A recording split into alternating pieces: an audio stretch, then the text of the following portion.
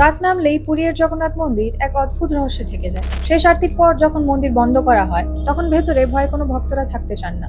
এমনকি পুরোহিতরাও রাতের বেলায় সেখানে ঘুমোয় না। যারা আগে কখনো ভেতরে থেকেছেন তাদের কথায় রাতে সেই পরিবেশে ঘুমিয়ে পড়া প্রায় অসম্ভব। মনে হয় যেন কেউ কাঠের জুতো পরে ধীরে ধীরে হাঁটছে। কখনো আবার অচেনা কিছু ছায়ামূর্তি চোখের কোণ দিয়ে ভেসে ওঠে। নীরবতার মাঝেই হঠাৎ করে মন্দিরের ঘন্টা আপনা হতেই বেজে ওঠে। বিশ্বাস করা হয় এই সময় স্বয়ং জগন্নাথ দেব পুরো মন্দির জুড়ে সাধারণ মানুষের মতোই ঘুরে বেড়ান। এটাই যেন তার নিজের সময়। যেমন করে ভক্তদের বিশ্রামের প্রয়োজন, ঠিক ভগবানেরও তেমনই একান্ত ব্যক্তিগত সময়ের প্রয়োজন। কথাগুলির পেছনে এখনো বাস্তবতা উদ্ধার হয়নি, কিন্তু এখনো পর্যন্ত বহু বছর ধরে এই একই নিয়মই পালন করা হয়। হয়তো মন্দিরের পতাকা বাতাসের উল্টো দিকে ওড়ার রহস্য, বা রান্নাঘরে সবচেয়ে ওপরের হাঁড়িটিতে আগে খাবার তৈরি হওয়ার রহস্যের মতোই এটিও একটি মিস্টিরিয়াস ঘটনা।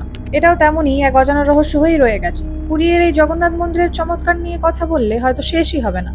তাই এগুলো মানুষের বিশ্বাসের উপরেই ছেড়ে দেওয়া ভালো। তুমিও কি প্রভু জগন্নাথের এই লীলায় বিশ্বাস করো? তাহলে কমেন্ট সেকশনে জয় জগন্নাথ অবশ্যই লিখে যাও। আর এইরকম ইনফরমেটিভ ভিডিওসের জন্য আমাদের ইউটিউব, ফেসবুক আর ইনস্টাগ্রাম চ্যানেলটিকে ফলো, সাবস্ক্রাইব অবশ্যই করে দিও। দেখা হচ্ছে নেক্সট ভিডিওতে।